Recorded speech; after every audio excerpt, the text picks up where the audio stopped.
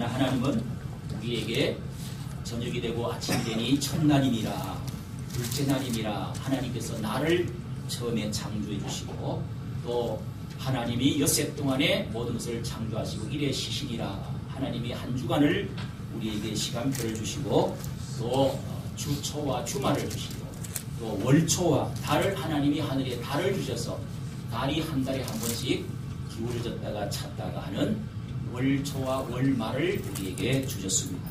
또 지구가 태양을 돌아가면서 1년 365일 사계절을 주시고 또 이렇게 1년의 시작과 끝을 우리에게 주신 것입니다.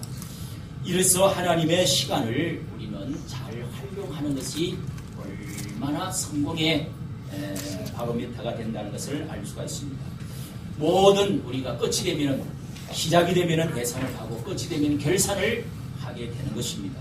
학생도 학기 말 시험을 보고 학년 말 시험을 보는 것입니다. 기업도 나라도 예상과 결산을 짜고 계획을 발표를 합니다.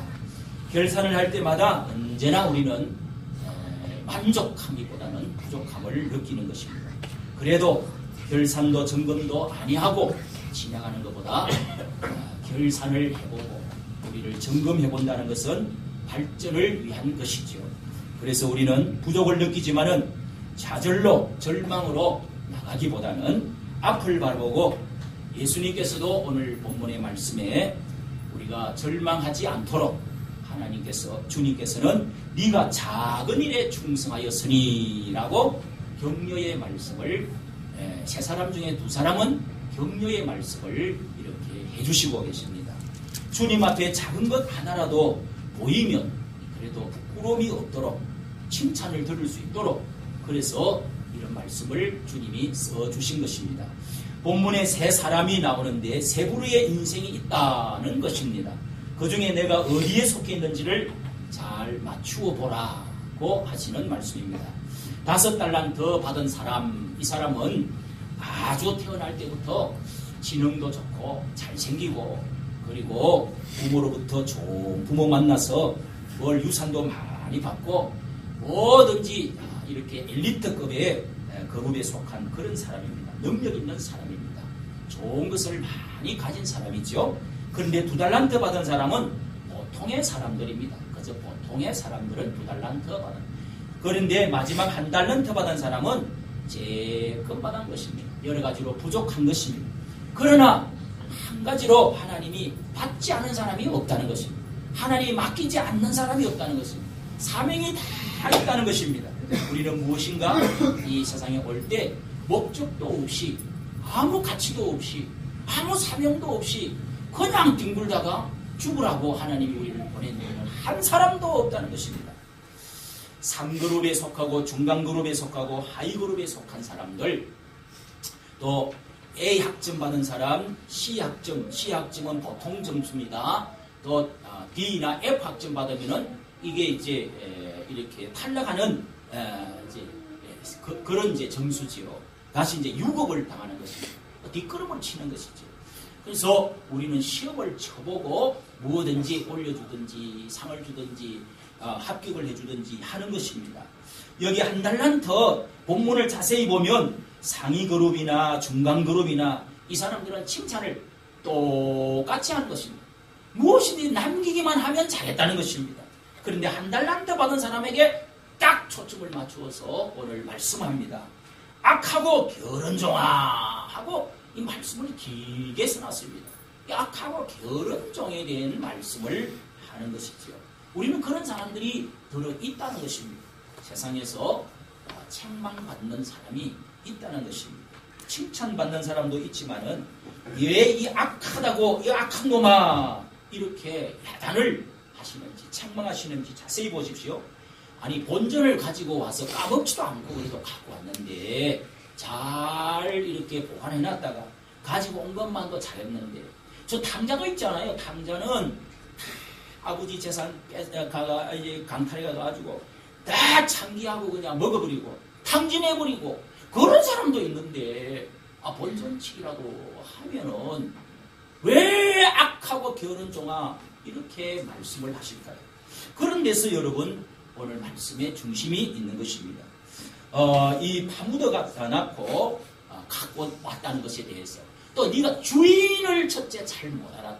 나를 어떻게 알고 그러냐. 내가 맡길 때 내가 저 먼 나라 갈 때 내 재산을 이렇게 분배해 주었는데 도대체가 주인에 대해서 이 한 달란트 받은 종이 와서 말합니다. 주인은 뭐 굳은 사람이라 그러면서 주인은 절대로 이거 이렇게 뭐 해치지 않은 데서 뭐 심지도 않은 데서 거두시는 그런 분인데 구태여 뭐 이럴 필요가 뭐 있겠나 하고 제가 그냥 그렇게 본전을 하나씩 싸갖고 묻어놨습니다. 이놈아 주인을 내가 언제 그랬냐. 주인을 알아도 너는 한참 몰랐다. 이 악한 놈아. 이렇게 주인을 잘 몰랐다는 것이죠. 그리고 이제 파묻어 놓았다가 너는 아무것도 안 했다는 것입니다. 여기 두 사람은 장사를 해서 야지라고 주인님 보소서 이렇게 얼마를 이렇게 주셨는데 감사해서 제가 장사를 해가지고 이렇게 이윤을 남기고 왔습니다. 이렇게 말했는데 아무것도 안 했다는 정도입니다. 그냥 싸들고 왔는데 그래서 이 주인이 말하기를 내가 이 다른 사람에게 맡겨가지고 그 본전에서 지금 이자가 얼만데 이 돈같이 떨어져 버리잖아. 다른 사람에게 맡겨서 내가 이자라도 받았으면 내가 좋았을 거야. 이렇게 주인이 말했죠. 그래서 약하다는 것입니다. 놀고 먹는 사람은 사실 악한 사람입니다. 아무것도 안 한 사람은 악한 사람입니다. 왜 그렇습니까? 우리가 해치고 도둑질하는 강도 사기치는 사람도 악하지만은 사실은 놀고 먹는 사람도 큰 차이가 없습니다. 어떻게 공장이 돌아가고 가정이 돌아가고 나라가 돌아가고 어떻게 내가 입고 먹고 살고 있는데 그 모든 것은 가만히 아무것도 안 하고 먹고 입고 쓰고 불 떼고 있으면 나라에 도로 쓰고 있으면 악한 거요 선한 거요 손해를 끼치는 거잖아요. 아무것도 안 남기는 그것도 이자도 내지도 못했는데 이래서 우리는 자세히 생각하면 아무것도 남기지 않았다는 것은 일하지 않았다는 것은 악한 겁니다. 하나님의 책망을 들을 수밖에 없다는 것입니다. 이것이 우리 연말에 결산해봐야 될 그런 중요한 말씀이죠. 그러면 착하고 충성된 사람은 어떤 사람일까요? 첫째, 주인의 끝이 있다는 것, 결산이 있다는 것을 아는 사람입니다. 주인의 마지막 결산이 있다는 것을 아는 겁니다. 주인이 누굽니까? 하나님이십니다. 하나님의 심판이 사람에게 마지막이 있다는 것, 끝이 있다는 것, 상급과 판결이 있다는 것, 지옥과 천국이 있다는 것, 이것을 끝을 분명히 있다는 것을 주님은 말씀합니다. 어떤 사람은 하나님이 사랑의 하나님인데 지옥을 왜 만들어놨냐? 지옥을 안 믿는 교단이 있습니다. 아주 그런 사람, 악한 사람들입니다. 성경에는 보통 시작과 끝이 다 있습니다. 심판이 있다는 것입니다. 주인이 무엇을 맡겼다. 그리고 이 결산을 자꾸 하는 말씀이 계속적으로 특히 누가복음에 많이 나옵니다. 상급이 있다고 천국과 지옥이 있다고 말씀합니다. 예수님은 알파와 오메가요 시작과 끝이요 처음과 나중이라고 예수님이 항상 그러면서 나타나셨습니다. 끝이 있다는 것입니다. 끝을 잘해라. 시작부터 끝을 잘해야 된다. 끝을 생각해라는 것입니다. 여러분 요셉을 성경에 보십시오. 요셉은 자기가 가정에서 10형제들에게 너무너무 미움을 바쳐가지고 시기 질투를 받고 억울하게 노예로 아주 구덩이에 빠쳐서 죽이려고 하고 살인하려고 그러고 그 다음에 또 자기를 노예로 팔아서 그렇게 멀리 보내. 그래도 하나님이 여전히 하나님께서 아실 줄로 믿고 하나님이 끝인 줄로 믿고 13년 동안 감옥 생활하고 노예 생활을 하면서 그는 절대로 하나님을 원망하지 않고 하나님을 좋게 하랴 내가 사람을 좋게 하랴 하나님은 알고 계시오. 하나님은 나를 하시오. 보시고 계시오. 그래서 그는 또 발탁이 돼가지고 어느 보위대장 집에 가서 그리고 또 부인이 또 남편 없는 사이에 부인이 또 홀딱 반해가지고 그렇게 옷자락을 붙들고 동침하자고 노골적으로 그렇게 했습니다. 그때도 내가 어떻게 당신의 주인을 내가 반영할 수 있습니까? 어떻게 내가 하나님 앞에서 덕지할 죄를 얻을 수가 있습니까? 이러면서 도망을 그래서 그 옷을 그냥 홀딱 벗고 도망가. 그래서 그 점거물이 돼가지고 이놈이 나를 겁탈하려고 그랬다고. 그렇게 해서 또다시 억울하게 또 감옥에 갇혔지 않습니까? 이제는 사형을 받게 생겼습니다. 내가 하나님 앞에서 어떻게 하나님의 결론이 있는데 우리 형제들이 그러고 당신이 그래도 나는 억울하지 않습니다. 하나님이 다 보고 계십니다. 하나님의 심판을 기다린 것입니다. 여러분 그 뒤에 요셉은 어떻게 되었는지 우리가 잘 아는 대로 하나님께서 놀랍게 직선 코스로 하나님이 올려서 아주 그냥 국무총리로 일약 그 제국의 2인자가 되지 않았습니까? 그리고 그를 팔아먹고 죽이려고 했던 형제들이 와서 무릎을 탁 꿇지 않았습니까? 몇 번을 무릎을 꿇었습니다. 여러분 하나님은 반드시 결론이 있다는 사실을 우리는 꼭 기억해야 됩니다. 마태복음 7장을 보십시오. 어리석은 사람과 지혜로운 사람을 분명하게 우리에게 가르쳐줍니다. 이렇게 말씀을 듣고 행하는 자들은 지혜로운 사람이다. 행하지 않는 사람은 미련한 사람이다. 어리석은 사람이다. 집을 지을 때도 그냥 적당하게 모래 위에다가 그냥 쓱싹쓱싹 적당히 하는 사람은 어리석은 사람이고, 또 바위 위에다가 반석 위에다가 구멍을 파가지고 기둥을 세우고 그렇게 아주 시간이 걸리지만은 알뜰하게 했던 사람은 지혜로운 사람과 같으니 창수가 나고 비바람이 몰아쳐도 그 집이 나중에 무너지지 아니함이러라 라고 말씀했습니다. 어떤 사람이 지혜입니까? 예수 믿는 사람, 하나님 믿는 사람은 하나님이 계신 줄 알고 차근차근하게 하나님 보는 앞에서 진실되게 조금 늦더라도 그렇게 한다는 거죠. 그렇게 집을 짓는다는 것, 인생을 산다는 것입니다. 여러분 성경에 또 보십시오. 작은 상급과 심판은 땅에서 받습니다. 그러나 큰 상급과 심판은 하늘에서 받습니다. 한 번 죽는 것은 하나님께 정하신 것이요 그 후에는 심판이 있으리니. 히브리서 9장 27절 그렇게 말씀합니다. 반드시 심판이 있다고 말씀합니다. 처음에는 잘못하고 전반전에는 잘못해도 후반전에는 마지막 끝에 가서 잘해야 된다, 이런 뜻입니다. 여기 성경 누가복음 13장에도 보면은 성경의 누가복음은 참 이렇게 이런 말씀을 많이 기록했는데 우리 그리스도인의 삶에 대해서 리치풀 어리석은 부자가 있다고 말합니다. 이 부자는 처음에는 그냥 열심히 해가지고 창고를 많이 지었는데 나중에 가서 배 두드리고 춤추고 장구치고 술 먹고 그렇게 해서 배 두드리고 그냥 먹고 놀자, 이렇게 나중에 했더니 하나님이 그날 밤에 이 부자야, 어리석은 부자야, 네가 이렇게 다 해놓은 이 창고들이 내가 오늘 이 생명 굴러가면은 누구 시대겠느냐, 네 것이 되겠느냐, 그렇게 예수님이 비유로 말씀해 주셨습니다. 또 와치풀 서번트라가 있습니다. 거기에 깨어있는 청지기, 이 주인이 밤 1시에 2시에 도착할 때 그때도 깨어있는 사람은 지혜로운 청지기라고 했습니다. 또 와이즈 스테워드라는 이야기가 깨를 따라 양식을 나누어 주는 종이, 그런 이 스테워드라는 사람이 있다는 것입니다. 16장에는 보면 지혜 있는 청지기 비유를 하면서 자기가 이제는 당신 아주 나쁜 놈 이렇게 깨먹고 막 이렇게 다른 사람 두들기 패고 그렇게 하던 사람인데 당신이 이제부터 그만두시오. 3개월 후에 모가지 이렇게 됐습니다. 그런데 그 사람이 그 3개월 동안에 내가 퇴직하고 나면 이제 논팽이 되고 내가 어떡하지, 굶어 죽게 생겼네, 이러면서 그 사람이 자기가 할 수 있는 대로 아주 밀 100마리 빚을 졌으면 주인님과 밀 100마리를 갚을 게 있으면 80마리만 써라. 기름 10마리면은 50마리만 기름 이렇게 갚으시오. 정서가 여기 새로 쓰세요. 이렇게 하면서 막 깎아준 거예요.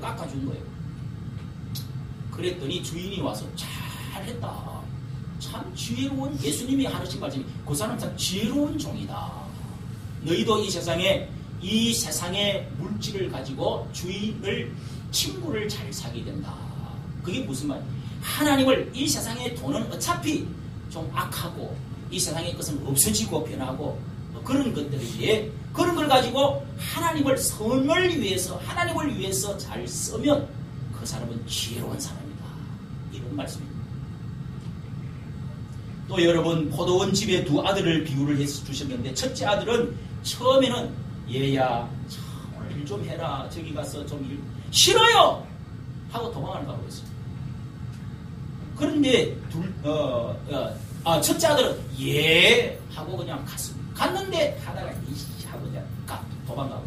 근데 둘째 아들은 싫어요 그래놓고 도망을 갔어. 도망을 갔다가 가만히 생각하니까 내가 이러면 안 되지 하고 다시 돌아와가지고 열심히 가보니까 큰 놈은 없어지고 작은 아들이 와서 열심히 하고 있어요. 그러니까 이 둘째 아들이 참 귀한 아들이라고 말하는 것이죠. 그런 말씀을 예수님이 해주셨는데 여러분 뒤에 가서 잘하는 게 앞에서 잘하는 것보다 뒤에 가서 잘하는 게 참 중요하다는 것입니다. 당시의 병상의 고백에게 이런 말이 있다고 합니다. 하나님을 섬기라고 내게 준 건강을 내게 주셨건만은 세상을 위해 다 써버렸습니다. 이제 나를 일깨워 주려고 나에게 병을 주셨습니다. 나중에 끝에 가서 하나님을 바라보게 되었다. 초기에는 하나님이 준 거 젊을 때 마음대로 건강을 다 써버리고 이제 하나님이 끝에 가서 나를 일깨워 주려고 병을 주셨다는 이런 병상의 고백을 그러고 나서 이제 하나님을 바라보게 되었다고 고백하는 그런 고백이 있습니다. C.S. 루이스라는 사람은 이런 말을 했습니다. 고통이 왔을 때는 기멍을이라도 들을 수 있는 하나님의 음성을 들을 수가 있다. 과거에는 고통이 있기 전에는 멀리서 들리던 하나님의 음성이 고통이 왔을 때는 아주 가까이 옆에서 하시는 말씀처럼 들린다.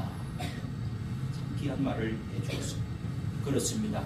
우리가 끝에 가서 하나님의 음성을 들을 수 있어요. 어려울 때, 좋을 때 하나님의 음성을 들을 수 있는 사람, 하나님의 결산이 있다는 것을 아는 사람이 참으로 충성되고 착한 사람인 줄로 믿습니다. 두 번째는 꾸준히 일하는 자가 충성되고 또 착한 사람입니다. 여기 본문의 주인이 장사하도록 했다. 주어서 돈을 주어서 다 장사해라 그랬습니다. 여러분 장사하는 것이나 농사 짓는 것이나 같습니다. 장사는 이윤을 남기는 데 목적이 있는 것입니다. 뭐 장사하러 갑니까? 봉사하러 가는 겁니까? 원료 그 물건을 가지고 열심히 판매를 하고 그 원료를 가지고 또 잘 만들어서 투자를 해서 또 개발을 해서 상품의 가치를 올리고 그리고 열심히 팔고 또 선전하고 또 다른 사람들에게 열심히 그것을 팔고 다니면서 선전하는 것입니다. 투자하고 연구하는 것입니다. 남기고 물건 가치를 위해서 투자하는 것입니다. 하루아침에 막 이것을 가지고 막 뻥튀기를 해서 3배, 4배를 10배를 남긴다. 이건 이제 사기꾼입니다. 이런 사람은 장사를 하루아침에 때려치우고 감옥 갈 생각을 하는 사람. 그런다고 그게 장사가 사업이 성공하겠습니까? 일확천금을 버는 것 절대로 장사가 하는 농사치 하는 사람이 할 일이 아닙니다. 장사는 부지런해야 됩니다. 그저 싱싱한 물건을 위해서 더 좋고 싼 물건을 팔기 위해서 더 좋은 물건을 갖다 주기 위해서 아침에 일찍 일어나가지고 배출을 받아오고 여기는 결코 하루아침에 부자가 되는 게 아닙니다. 얼마나 성실하고 진실하냐 그것밖에 다른 도리가 없다는 것입니다. 여러분 우리가 1차 농경사회 시대는 사람이 정직했습니다. 내가 10년대로 내가 다른 사람한테 잘 친하지 않아도 열심히 일만 하면 그저 몸뚱아리 하나 가지고 열심히 심고 일하고 몸 굴리는 시대입니다. 농경사회 1차 농경사회 시대. 2차는 산업시대라고 우리 말하지 않습니까? 기계가 돌아가지고 기계가 대신 다 하는데 벨트가 돌아가면서 하는데 그때는 기계가 굴리는 시대입니다. 기계를 잘 고치고 잘 돌보고 해야 됩니다. 3차 시대는 서비스 자동화 시대라고 말합니다. 말과 이 얼굴에 얼굴을 잘 굴려야 잘 꾸미고 핸섬하고 잘 웃고 말을 잘해야 되는 그런 시대가 이 서비스 시대입니다. 웃고 있는데 웃는 게 아니야. 웃고 있는데 왜 눈물이 나는지 몰라. 어젯밤에도 내가 유행가 노래를 듣는데 그런 노래가 다 하고 있더라고요. 참 와 닿는 노래였습니다. 여자가 화장을 하고 포장해서 속이고 남자가 허풍 까서 다 속입니다. 장사도 사업도 그 안에 그냥 말 잘하고 어떻게 해가지고 포장해서 그 안에 독소가 들어있고 거짓이 많이 들어있습니다. 그런데 이 4차 인공지능 시대가 왔다고 말합니다. 이것은 로봇을 굴리는 시대입니다. 나는 그 주인은 어디 있는지 몰라. 로봇이 다 해주는 것입니다. 여러분, 그러나 무슨 인공지능 시대든 서비스 시대든 자동화 시대든 여러분 할 것 없이 하나님은 분명히 진실이 얼마나 성실하고 진실하느냐 하는 것을 그 기둥을 빠지면 다 모든 것은 무너지게 되어 있는 것입니다. 야곱을 보십시오. 거부가 되어서 돌아왔다고 그러는 21년 만에 그는 거부가 되어 빈손 들고 갔는데 거기다가 악덕업자 사람을 만나가지고 일을 하는데 거부가 되어서 돌아왔대요. 하나님이 그는 도망갈 때 하나님의 언약 축복 하나 믿음 하나 붙들고 하나님의 축복해 주실 거야 할아버지 아브라함의 축복 주실 줄로 믿습니다 하고 갔는데 돌아올 때 형님의 화를 풀어드리기 위해서 돈을 계산해 보면은 그 선물로 준 돈이 10억이 넘칩니다. 선물로 준 돈만 그런 재산을 줬죠. 31장 38절의 창세기 보면 야곱이 내가 어떻게 살아왔는지 그걸 제가 이렇게 요약을 해봤는데 성실, 진실, 견실하게 살았다는 것입니다. 자신이 말했습니다.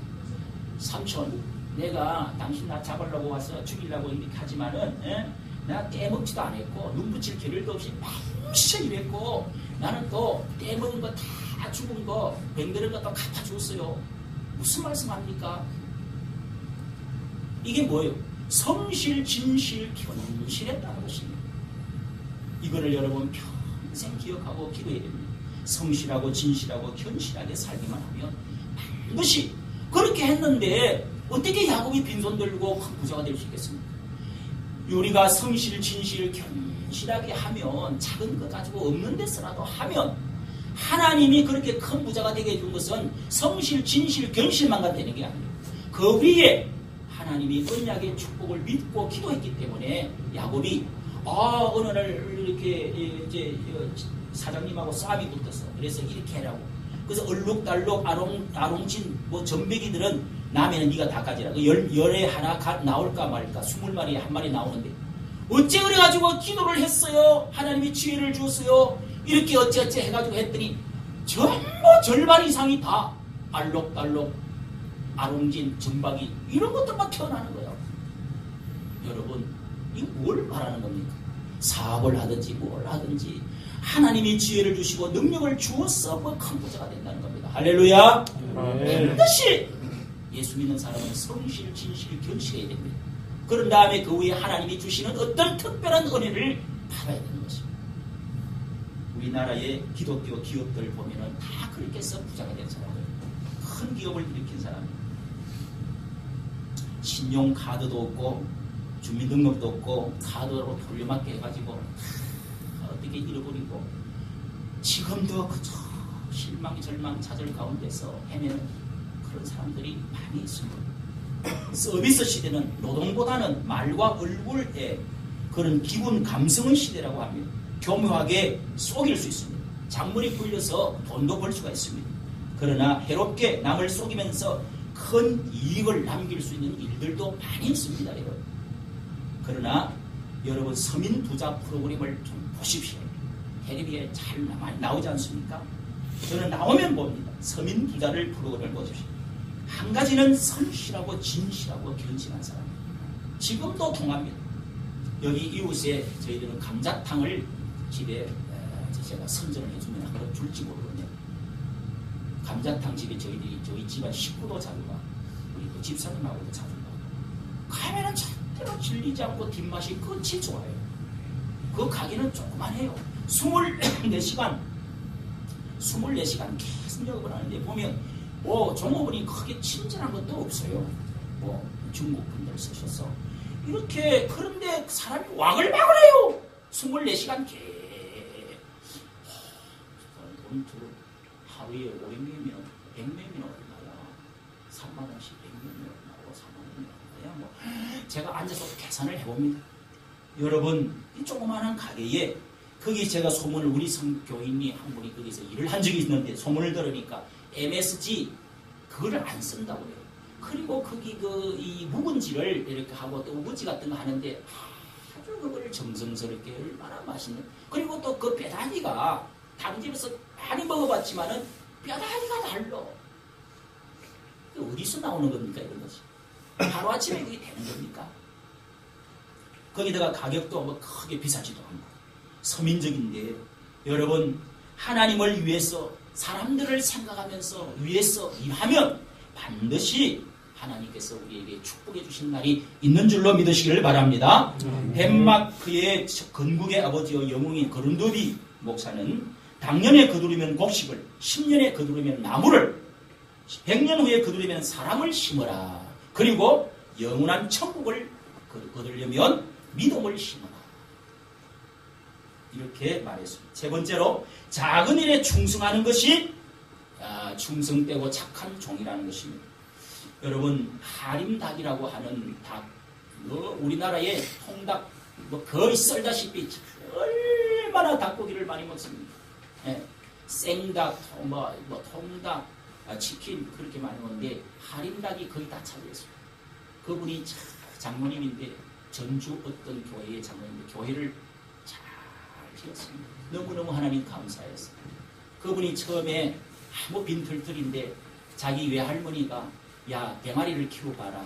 그 피우면 재미도 있고 그런 걸 좀 깨달을 거야. 그러면 병아리를 12마리인가를 그렇게 주었어요. 근데 그 병아리가 어떻게 이게 이제 죽고 그래서 너무 불쌍해서 또 학교 앞에서 또 사가고 그래서 병아리가 이렇게 키워가지고 커서 그것이 암탉이 되고 수탉이 되고 계란을 낳고 하는데 이게 이제 아주 양계장을 하게 된 거예요. 그거를 배우고 그래서 어찌어찌 해가지고 그분이 이제 이거를 유통업을 하면 어떨까? 가공업을 하면 어떨까? 처음에는 팔다가 닭을 팔다가 이걸 가공을 하는 게 훨씬 더 뭐 좋겠다. 이런 저 결론이 나와서 가공 기술을 열심히 더. 그래서 그걸 가공한. 지금 수백만 마리를 한 달에 수백만 마리를 팝니다. 그래서 또 한 20년 하다가 크게 성공을 했는데 공장에 불이 나서 70억 원이 날아갑니다. 왕창 또 망해버렸어요. 그런데도 하나님 앞에 또 기도하고 또 일어났는데 지금은 저기 30만 평인가 어디 이 전라북도 어디 전중과 거기에 그 하림닭 본부를 키워놓고 양계 그 업을 하고 있지 않습니까? 저희 교회도 거기서 주는 닭을 가끔씩 이렇게 30마리, 50마리 주워서 넣고 그럽니다. 여러분 작은 일에 충성하는 것, 작은 평안이라도 충성하는 것 그거 아무것도 아니라고 생각하면 안 됩니다. 본문의 가장 핵심적인 말씀이 뭡니까? 결론은 10억을 남기든 2억을 남기든 똑같이 착하고 충성된 종아 그럽니다. 그러나 한 달란트 하나도 남기지 않고 하는 말이 괘씸한 것입니다. 나는 주인을 잘 모를 주인이 어떻고 저떻고 그리고 전혀 일하지 않고 돈을 묻어두었다는 것에 악하다는 것입니다. 일하지 않는 것 이것에 주님은 참 가슴 아파하는 것입니다. 여러분 일할 때의 건강합니다. 작은 돈을 벌더라도 일해야 됩니다. 우리가 한 사람이 사는데 한 달에 80만 원, 60만 원, 70만 원만 있어도요.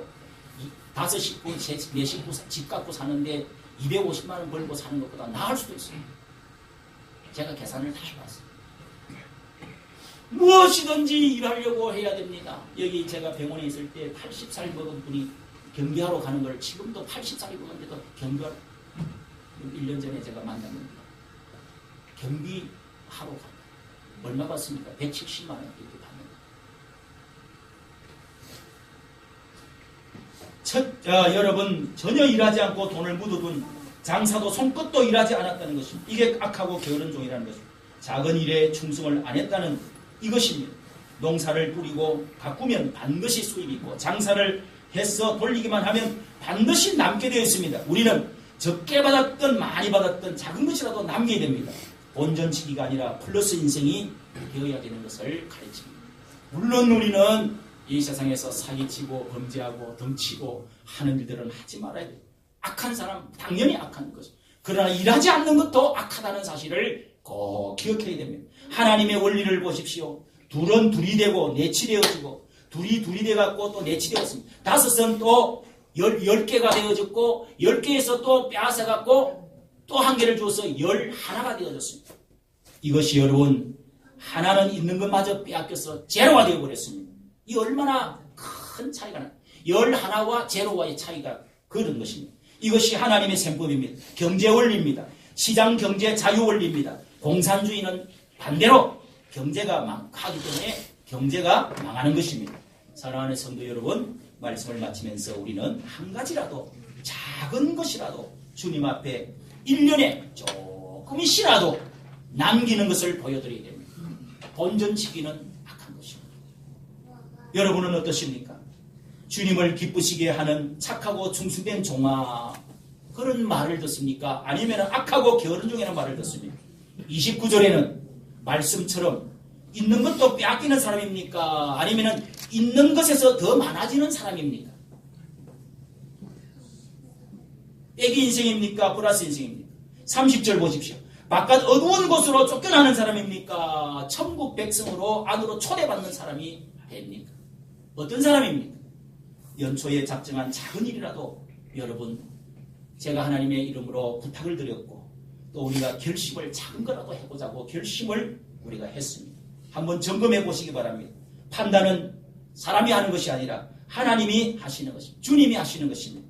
여러분은 전도를 우리가 집사님들은 2명, 또 우리 보통 분들은 다 1명, 그렇게 이웃이 있지요.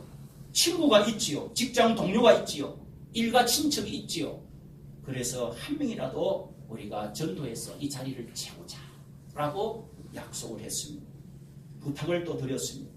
여러분은 전도지를 매주 30장, 50장이라도 나누어 주었습니까? 그런 일에, 작은 일에 여러분 충성했습니까?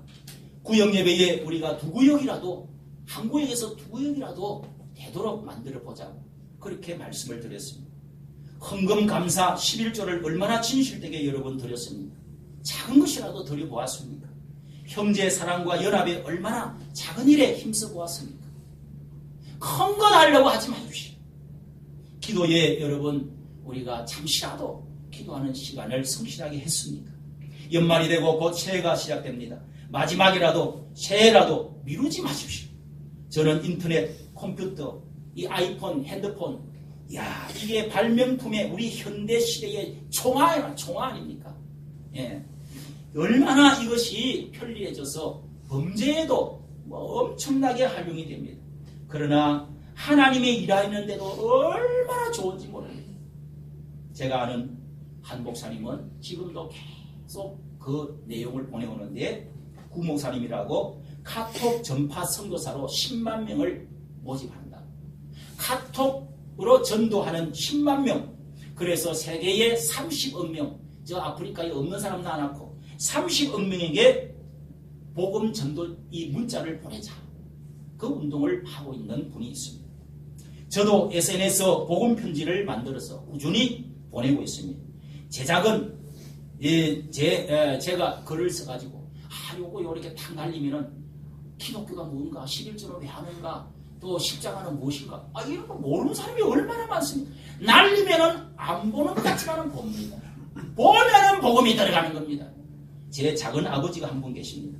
다 돌아가시고 한 분 마지막 남아 계십니다. 그분은 제가 신학교 다닐 때, 제가 굶고 있을 때, 제가 무릎을 꿇고 쌀 한 마리를 좀 달라고 했을 때 저를 문간에 내쫓으신 분입니다. 그래도 저는 인사를 드리러 다녔습니다. 그리고 복음 편지를, 기도문을 자꾸 보내었습니다. 엊그제 제가 카톡을 보고 깜짝 놀랐습니다. 여보 이거 한번 보라. 그 앞 화면에, 제일 앞에 이렇게 앞 화면이 있지 않습니까? 전면 화면을 보니까 십자가가 큰 것이 툭 튀어나왔습니다.